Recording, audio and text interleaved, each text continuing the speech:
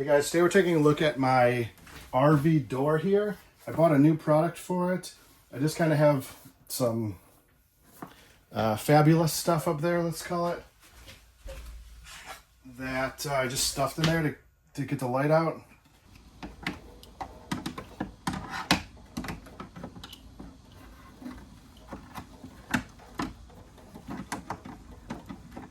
We put the strings in there like that.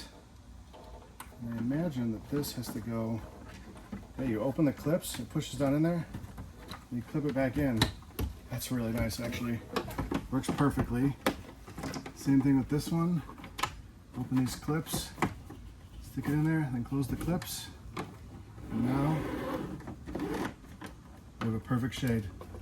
Look at that. That is nice. That's really cool, actually. I'm really into that, so. Anyways, guys, I hope that helps you make an informed purchase decision. That's the RV thin plated shade for the thin shade, and that's really nice. It's really nice. Like, I really like that a lot. It looks way better than what we had before, and yeah, that looks way better than what we had before. So hope that helps you make an informed purchase decision. Thanks for watching, guys. Catch you in the next one. Peace.